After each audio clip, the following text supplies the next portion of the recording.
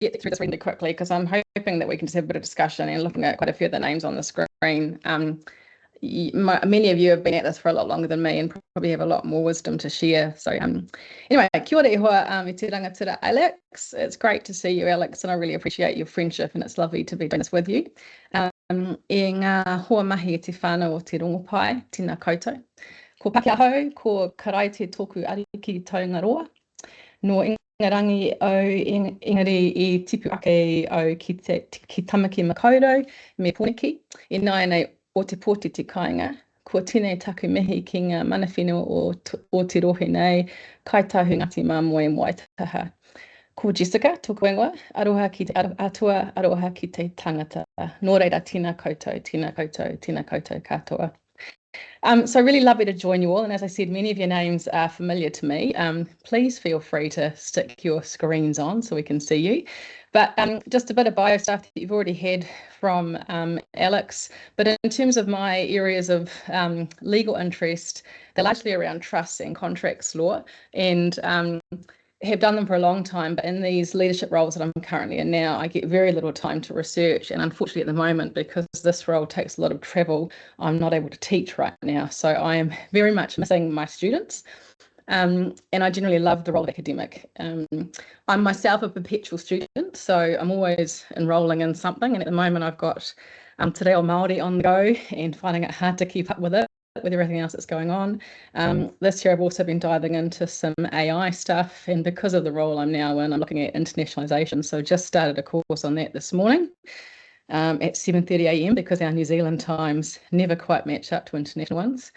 Wife to Nick, and I have 4 young people. 3 are in the household with me, and 1 has just moved out in his first year at university. And you will see a photo of them later on.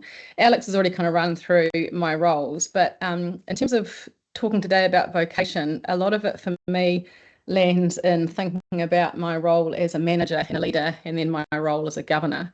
And certainly my legal experience and legal skill is incredibly helpful across all of those roles.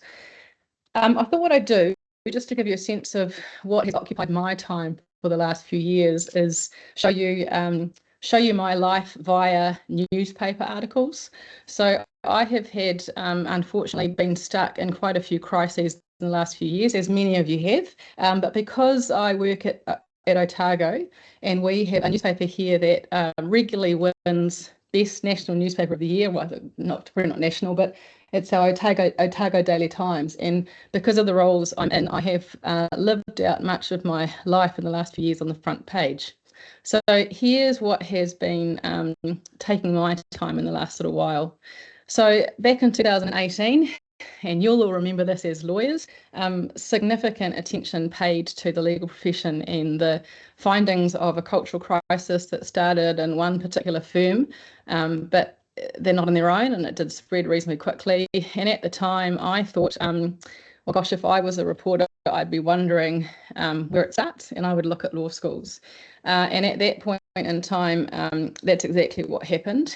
And those claims about what was going on in the profession led to a bit of investigation into what was happening in the law school camp at Otago University. Student-run law school camp, but the dean at the time had been involved in that camp for quite a while, and became clear that there were things happening on that camp that were pretty atrocious and were, part of the culture that was developing in some parts of the profession. And I know that some of you on the call were either students or staff at our law school, and I want to make really clear that it has been a wonderful place in terms of what it does do for students and the collegiality within it. And some of the stuff that came out was a real surprise to us as staff, and it led to very significant issues internally within the law school, and the dean at the time was removed reasonably quickly. And that in itself was extremely public. He was, like any leader, wonderful on some fronts, and on other fronts not so good. And the law school had to kind of work his way through that. And unfortunately, maybe fortunately, I was appointed as the dean during that time, and it was an incredibly yeah, stressful time to try and lead students, staff, and also a really wide external stakeholder group along on that change. Um, all of this was proved through a report that we had done for us, and I then had to work through how does the law school respond to that? How do we work with the students to turn some of that culture around? And I'm really proud to say, huge gains have been made, but culture is a hard thing to change.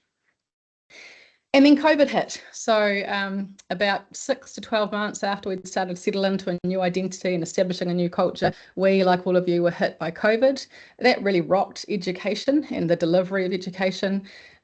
We worked through what students needed, how to deliver, and now we're working through the repercussions of very quick online learning and what that did to the student body at university, but also more importantly for us now, what it did to teenagers going through high school at the time and what they now present with at university as university students. COVID and a few other factors have presented a real financial crisis for the university sector, and Otago was one of the first ones to be quite public about our position and that we were in a real strife and needed to make some significant changes. And unfortunately, by then, I was Pro-Vice Chancellor of the Division of Humanities, and my job was to address significant shortfalls in some of our departments in the humanities. And the humanities are, so valuable, so important to our culture and our education. And they're also the most underfunded area across the tertiary sector at the moment. So unfortunately, I had to lead some significant managements of change, and all of that ended up on the front page regularly of the ODT, and also within our local paper ended up regularly as a matter of opinion. And a lot of our academics here at university engaged in writing their own opinion pieces through the paper. So had to deal with a lot of that.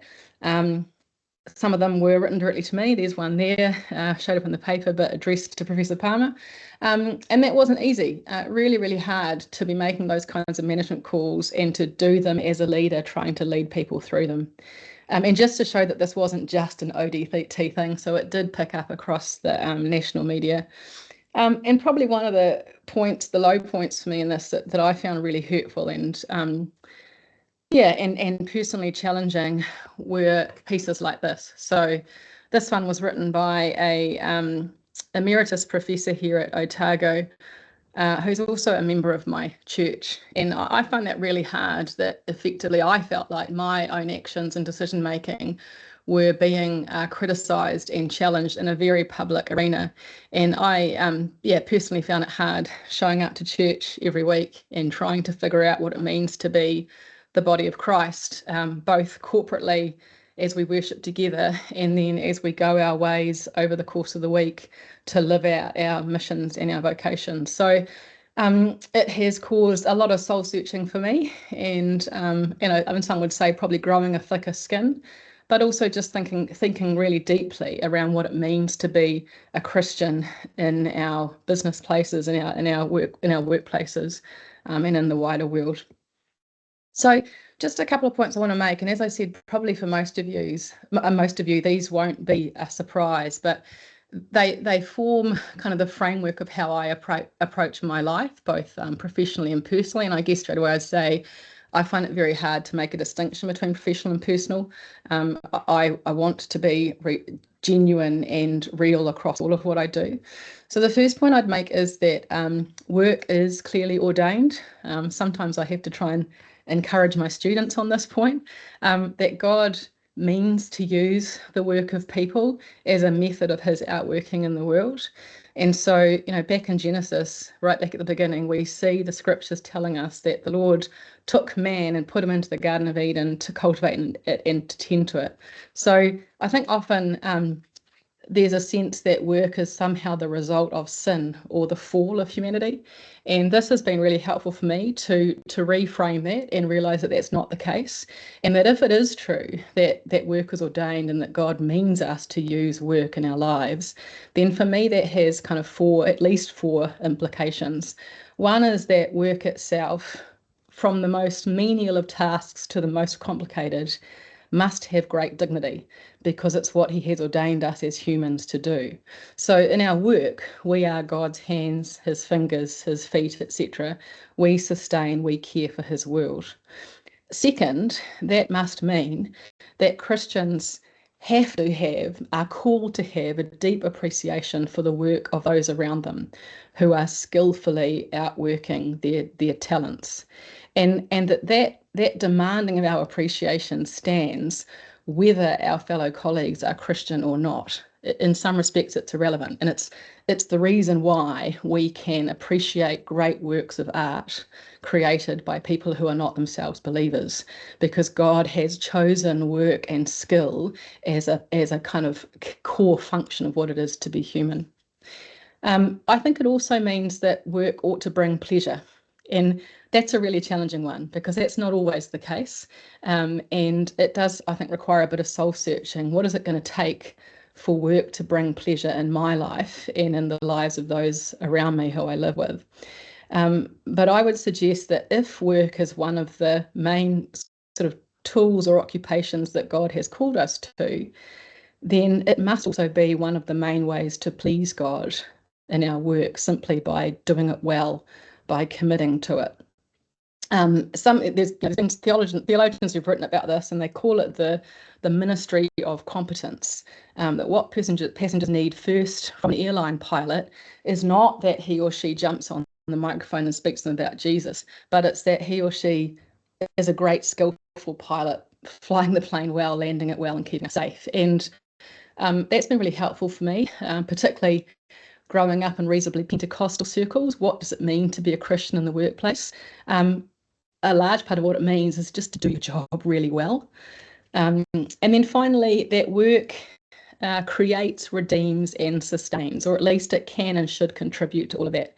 So, we ought to encourage each other and to push each other on to make our work something that's quite significant to the world around us. And so, we see in 1 Corinthians, whatever you do, do it all for the glory of God. And what I find really interesting about that verse, we often put it up as the, keep at it, keep going. But interestingly, that verse comes in a passage on living with diversity of beliefs. And it's kind of a second point for me. It's a big one as a university academic, that we are called to do things for the glory of God in the presence of diversity of thought and opinion. And that a part of what we're doing is to show tolerance and to show what it is to live together in a flourishing and redemptive way. And I find that fascinating. And I guess that leads on to my second point, which is that institutions are a really important part of society. And for me, living my current working life in the inside of a university and in the inside of the law, both of those things are institutions. There's quite a lot of writing on institutions, and Alex and I have had several conversations about this in the past. And I'd say I think one of the best writers at the moment is James Hunter in his book on To Change the World. And he talks about institutions as the infrastructure of culture, that they enact culture, they make it real and authoritative, and they contain the centres of cultural production. And what he means by institutions are the media, church, universities, government, businesses and unions. And I think that law is a fundamental part of that too. So I'm fascinated by, I love being inside institutions. I love the way they build on the past, and that building on the past, that looking backwards, is just as important as disruption and the new. And one of the challenges for those of us in institutions is how we balance those well. The other thing I love about them is that they're contributing to something that will always last far beyond me. I am just one little piece of the story. So the story of Otago was 157 years old. The story of the law is, as we have it, is hundreds of years old. I find that fascinating, that I get to be a little player in those stories. The other thing I like about them is that institutions cannot by definition be one-man bands. So, you do have big characters, big leaders rise up around the place, but institutions don't survive by one man or by a great character. They survive by continuity, by moments of greatness that are interspersed among lots and lots of just work, heads down, progress, keep going. And so that tends to help institutions or protect them from being pulled too far one way or the other by particular leaders or views. Which is not to say it doesn't happen, but it does mean they're a little bit more protected from that. It also means that leadership is usually shared, and we see that across the law and we see that across universities. Both the law and universities are highly dependent on social license, not just formal authority. And I find that fascinating. And I also love the way that speaks to what's really important in our understanding of Christianity and of God, that he works first and foremost through relationships.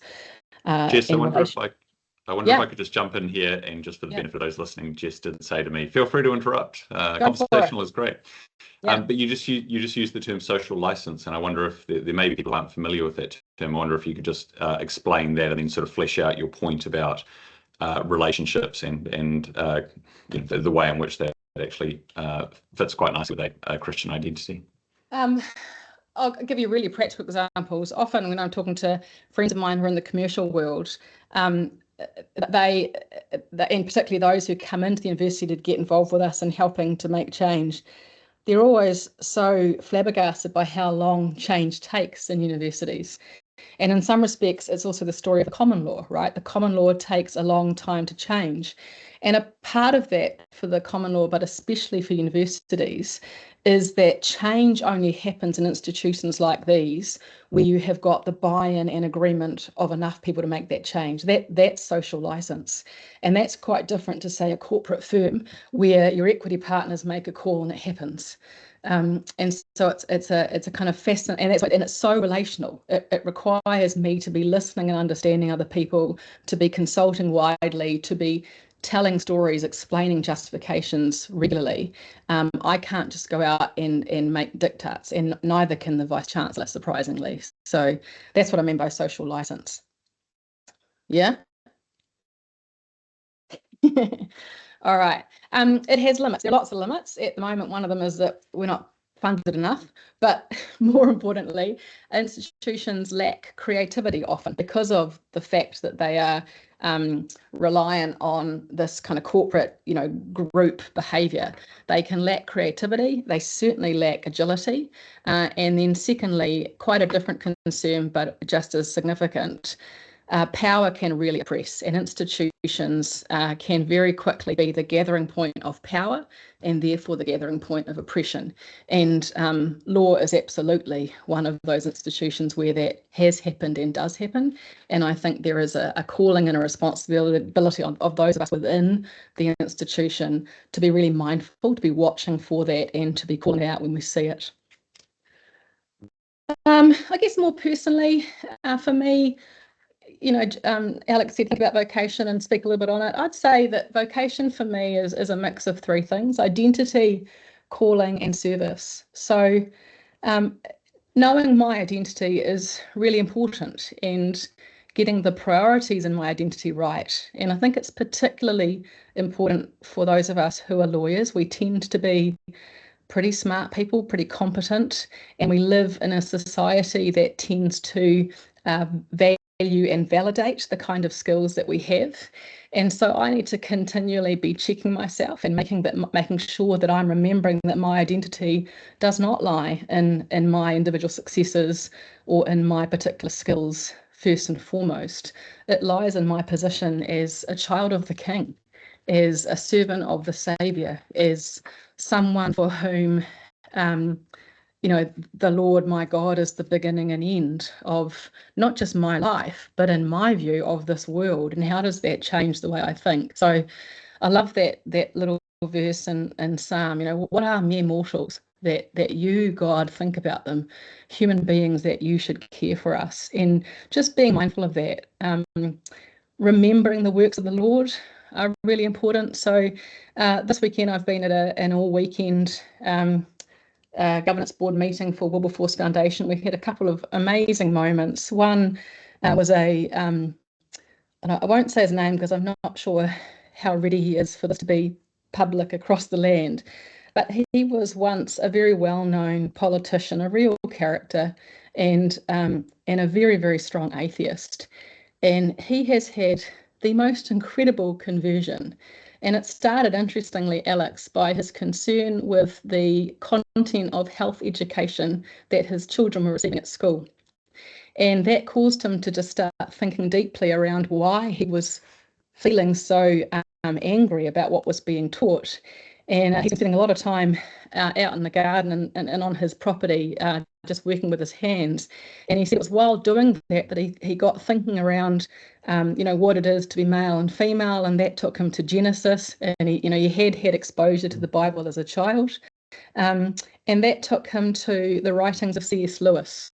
And it was through those writings that he has become this incredibly sold-out Christian. And it's just amazing because his whole physical demeanor, the way he presents now, he's like a completely different person.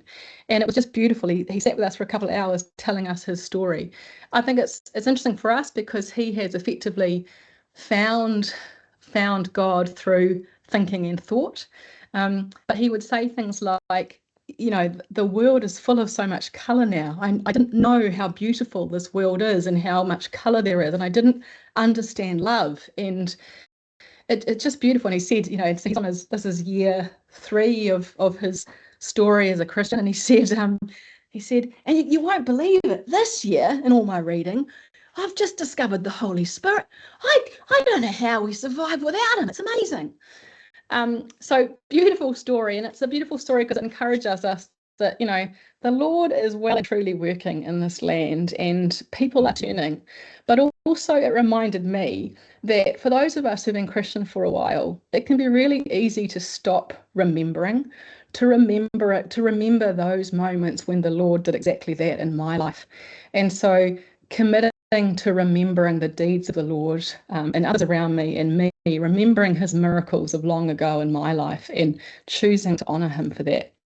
Out of that for me leads to a sense of service. So I am called, I find my identity and I outwork it through service. Another speaker we had on the weekend, Archbishop Justin Duckworth, who's the Archbishop of the Pākehā Anglican Church in New Zealand. And it was really interesting. We were having a discussion about professionalisation of Christian ministry. And I think it matters to us because many of us are involved as helpers and governors in Christian organisations or community organisations. And, his challenge was around professionalisation and what that says about our commitment or our sense of calling. And his challenge was and we see this a lot in governance boards at the moment, we need to start paying governors to make sure that we can keep them at the table. And his challenge was, if we stripped away paying people, would you still be there? Would you still serve? And that was a real call, I think, to me, and I think probably to many of us. What is it that keeps us at the table or involved in community organisations and making sure that we're there for the right reasons?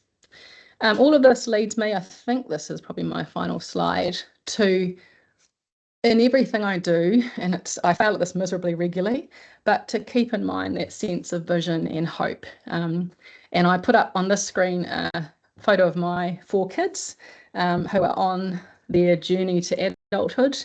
And many of you who've been here before or who have kids of this age, it's blinking hard work. And at any moment of the day, I can guarantee you that one of them hates me. That changes regularly throughout the day, but that is life. And remembering that I want to be a part of contributing to a world, both here and now, temporarily, in which they will flourish. But also I want to pass on to them a vision of a greater hope and a greater future. And that greater hope and greater future isn't about the degrees they get, the jobs they end up in, the law firm that gives them an offer. It's about the kinds of people they become and understanding first and foremost who they are meant to be in Christ. And so I'm trying to demonstrate in my daily life, finding the grace in every day, both in terms of giving grace to others and receiving grace. I'm trying to be a living sacrifice. And I think sometimes we lose sight of the fact that, that the Bible does talk about being living sacrifices, and sacrifice isn't meant to be easy. And I think sometimes we run a bit too quickly away from it. I have a great friend who's saying regularly is that, he loves to being a living sacrifice, but he finds that he keeps crawling off the altar. And I think that's just a beautiful kind of explanation of what it is like. It's a bit of a battle to stay there on that altar and let God do his work. And ultimately, that for me, all of this, as I said before, is about renewing both God's people, but also this world, renewing this world for the glory of the Lord and enabling a flourishing. And doing that knowing that ultimately we have, stretched out ahead of us, that distant horizon, that beautiful whakatauki there that talks about it. And, we are so privileged to know what the end story is. And what does that mean for how we live today and in this world with the people around us? And I was going to end with a fascinating little bit of trivia I heard on the weekend listening to a podcast. The most common directable command in the Bible is to not be afraid. And I just think that says a lot about God's love and care for us. Fear not, for I am with you. I have formed you. I have redeemed you. I have called you by name. And so ultimately for me, vocation is about me being called by God, being available to listen and hear him say, Jessica, you're mine. I know you. And this is what I have for you. And this is how I want you to live in relation to others. I think that's just incredibly exciting and also a real privilege and sometimes absolutely terrifying.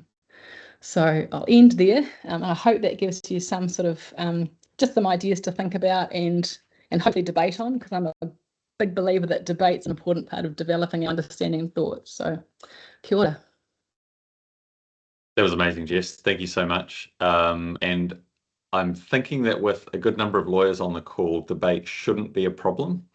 Having said that, I think the usual thing has happened here, which is that everybody's sort of waiting for somebody else to post the first question. And of course, what that means is that I get to ask some questions while you all overcome your shyness and put some questions either into the chat or the Q&A, whichever is easier for you. I'm monitoring both. But yeah, feel free to take this opportunity. I think Jess has shared an amazing wealth of wisdom and experience with us, which I've really benefited from hearing. And so this is your chance to engage directly with her on some of those questions. So taking this opportunity to get a couple of my questions in while other people are getting theirs out. Jess, you talked about, I'm actually going to wrap two things into one question, I think. You talked about sort of going through hard times, whether that's, a living sacrifice attempting to crawl off the altar, which is a great line, or times of hurt. Feel free to answer generally or personally as you see fit. But what can sustain leaders? What sustains you during those times? And then sort of a follow-up question: I've often sort of heard it said that leaders need to be attentive to their areas of shadow. We all bring weaknesses. We all bring parts of ourselves that might not bless others. How do you think about that? How do you go about being attentive to that in your experience and in your vocation? Yeah. Okay. So to the first one. How do I hold the path? How do I stay in that sense of vocation, calling, and who I am in God in those moments of real trial? I think a few things, and most of them won't surprise many of you. It's about having people around me. I think the categorization in the scriptures, and we hear it in some of our teachings around prophets, pastors, and teachers. I've thought a lot about that more recently, and making sure that looking out for people in my life who can play those different roles. So having people who can speak in as prophets, having those who can come alongside me to give me pastoral care, and to encourage me to make sure I'm pastorally caring for those around me, especially as a leader, and we're looking after my staff, and then teachers. At the moment, I'm getting a lot of the teaching part from podcasts. I listen to a lot of podcasts, and that leads me on to reading articles and things. Any particularly recommended podcasts?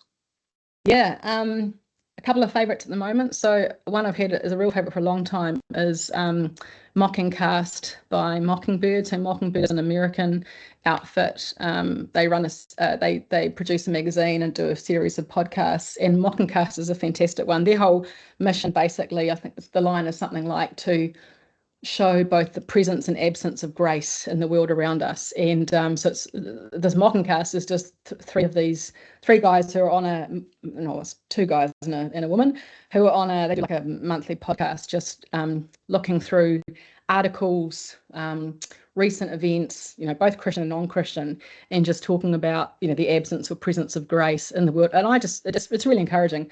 Another good one is Justin Briley. He's doing amazing work in the UK.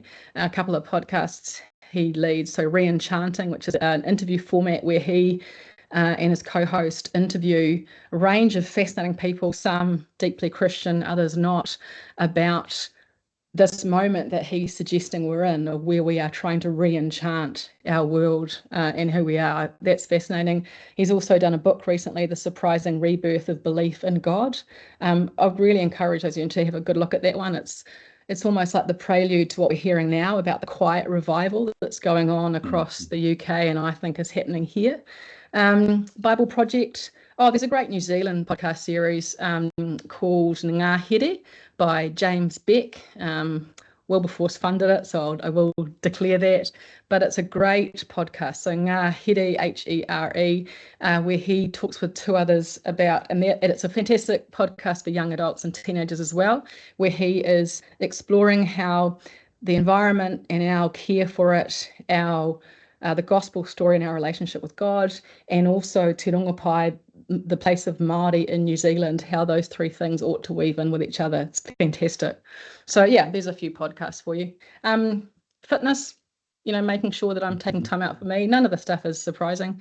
What I have really dropped in the last few years is that gathering with friends regularly. I really am missing that. So, now to kind of segue into your second question, the shadow and, what are the things that I'm low on. So the roles I'm in are currently really demanding, but I need to try and make some more time for friends.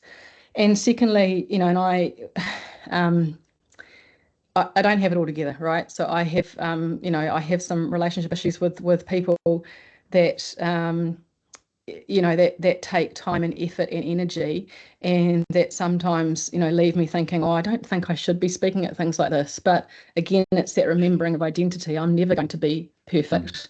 And what I want to do is encourage my brothers and sisters on this journey in the same way that I'm encouraged by them. So, yeah. Yeah, fantastic. Thank you. All right, we've got a question from Will, who says, for those heading into the legal profession for the first time, how do we reconcile our faith with what is expected of us as lawyers, thinking specifically of the cab rank rule and, say, criminal defence lawyers? Oh, Lordy. We need Warren Brookbanks on the call. So, Will, there's a ton of stuff written about this, and a lot of it particularly coming out of the United States, partly because they can fund more legal ethicists than the rest of the world put together. So I guess I'd start there and doing some reading. But if I was to just try and bring up a couple of quick points for you, one is, and one of the reasons I think those rules, particularly the cab rank rule, are so important, is because they actually, Tom Holland Dominion, right? So he writes a lot about how, the history of the Western world, and for us and in our country, the history of the law, because it's largely entwined with that, actually speaks of God and Christianity and Christian doctrine throughout. And I think this is a really good example. So go back to what I was saying at the beginning, that we all have dignity, and that the value of work and the ordination of work is a part of reflecting the fact that we have human dignity.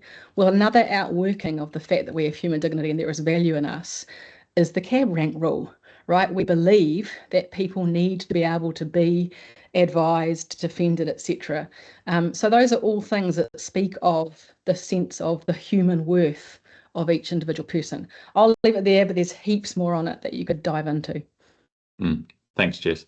And there's another book that's come out which is called God as an Englishman, which might seem like an odd title to bring up, but it's basically tracing the the impact of Christianity on England specifically, which, as Jess says, has then influenced a lot of other countries around the world. But it has a very good chapter specifically on Christian influences, the Christian influence on the development of the common law, which actually goes back sort of further. It's an earlier influence than I had realised. What's it called, Alex? It's called God is an Englishman. Yeah, it's by a guy called Bijan Omrani, just published earlier this year. All right, next question, Jess, from David. Do you think that we as Christian lawyers are poor at being visible? Oh, I'm going to say yes and no. So yes, I think often people don't necessarily know that we're Christian, and I think we often don't have the courage to stand up and speak into some areas of, injustice, inhumaneness, or defending the faith. And I think Alex's work and ethos is a fantastic example of something that's bucking that trend, and he's, devoting his whole professional life to it. But on the other hand, I also think, and it goes back to my point about relationality and that God moves through relationships. I think there's a lot more that we can achieve by people knowing that we are Christian and watching the way it works itself out in the way that we behave and the way that we relate to each other. So in the moments of showing grace, but in the moments of also saying, no, that's not okay, calling out bullying, whatever it is, those kind of, the everyday moments of life in the workplace. How do our colleagues see and understand us? And over time, I have realized just how many Christians there are around me, or people who have been brought up in the faith and who are wondering and thinking, and this re-enchanting stuff I was talking about before, who are looking around again, particularly post-COVID, to try and understand the meaning of their lives. I think there's a lot of people out there who are, and just knowing that you're a Christian, knowing that your faith matters to you, I just encourage you, because I think you'd be, if maybe you already are in that way, but I'm just surprised by how often that opens the conversations. This is nothing new, right? Yeah. Mm-hmm. Great, thank you. Jess, you said something at the outset about the many governance roles that you hold, and I think, if I remember correctly, you said that your legal background is very helpful in those roles. So what, and thinking about the encouragement from Archbishop Duckworth, I think, to be involved. What Did I say bishop? Sorry, he's Archbishop. Yeah. No, I think that was just me not remembering his exact position in the Anglican hierarchy. But thinking about those things, so if lawyers are thinking, gosh, I'm not involved in governance roles, or am, but it's hard. We're all kind of time poor and probably got too many things that we could be doing. So this might be an encouragement either to stay involved or to get involved. But what is it that lawyers can bring to those governance roles? Perhaps, and I recognise that there might almost be sort of negative tendencies that lawyers bring as well. I mean, it's hard to think of any, obviously, but there's a stereotype that lawyers are risk averse. I was going to say the risk averse. Yeah, for example. Yeah. But what can lawyers contribute in that space? I think a couple of things, and I've certainly tried to take on governance roles in particularly community organisations and faith-based organisations, and often at the moment, and there's someone on the call who knows me well on this front. Often I find lately I'm getting called in to be involved in organisations where major change is needed, and it's often related to internal culture in the organisation, or just kind of repositioning the organisation to deal with the headwinds around us in terms of funding. So it might be funding, it might be cultural, it might be, what's the vision or mission of that organisation. I think the value that lawyers bring is that we do think quite logically, and you do see it at board meetings. So I'm sure those of you who have been involved in community-based organisations and governance conversations, boy, they can go round and round and round in circles. Boards can't, find it hard to get a grip on what the actual issue is. And I think lawyers add real value there, or people with legal training. So that would be my first point. Second point is that, there are a huge number of community organisations in this country that are carrying a large part of both social welfare, but both that cultural side of what it is to be a Kiwi, what we believe New Zealand society should be. So, and they just rely on people who will volunteer to govern. So I think it's a wonderful space for us as lawyers to step into. Risk averse is a big one, being time poor. So people who commit to governance and then don't actually give it the commitment it deserves. It's not okay, in my view, to be showing up for a governance meeting, not having read the papers and just, taking it lightly. If you're not prepared to bring your legal skills to the role and do it well, then you shouldn't be there, because you're doing more damage than good, because people are looking at you to carry and to spot the risks, etc. So I guess, those would be the two main ones, I think, for, where we fall over as lawyers in governance. Yeah. Okay, thank you. Question from Michael. He says, "Thanks, Jessica. This is brilliant. Thank you. You've had to deal with a lot of institutional frustration and difficult and powerful people. Hypothetically, I'm sure, not thinking of any individuals. You mentioned developing a thick skin. How do you nurture a grace-filled perspective and avoid becoming callous, while also being able to still speak truth to power and make the hard decisions?" One thing I do is I often do check my reactions when someone is disagreeing with me. It's going to sound funny, but I hope that there is still a slight element of hurt or I didn't quite like that, because it shows that there's still a softness there, as long as it's not just motivated, completely by, I don't want to be made to look like a fool. It's if I hurt because I feel wounded because I've given so much to this, or because I'm so sure that this is the direction we should go into for the good of this place and you don't agree with me. If I'm feeling slightly, wounded by that, in my view, that's a good thing. It's just how you manage it. So when I say I've grown a thicker skin, what I don't ever want to become, and I've seen it in myself in some areas, and sometimes I've chosen to step away or move on from a role for that reason. If you become so thick-skinned, you've stopped caring about the people that you're leading or working with, it's time to go. So it's a bit of both. How do I develop that thick skin? I think it goes back to what I was saying before of, two things.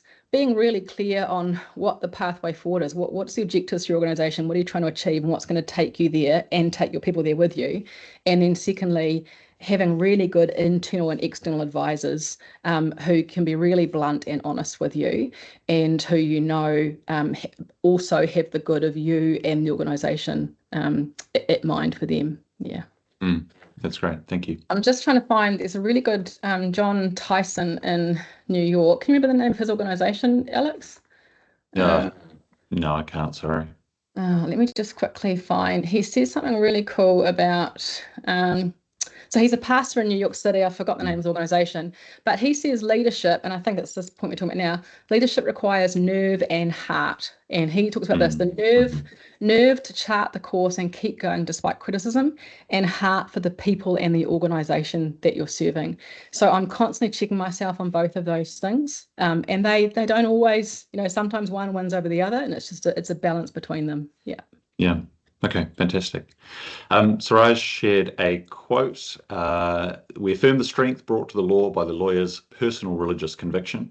We strive through public service and professional excellence to promote fairness and virtue founded upon the rule of law." I think that's a nice recognition of the fact that our faith can actually be a positive contribution to our work, rather than being an obstacle or even more neutrally, perhaps just something to be kind of kept compartmentalized and privatized, as it were. Rowan Williams, former Archbishop of Canterbury, talked about people of religious faith having what he called argumentative grit, which basically means ensuring that you get real moral debate where you actually need it. So whether that's perhaps in a board meeting where there's a willingness to say, "I'm not sure this is right, we need to take more time," or whatever it might be.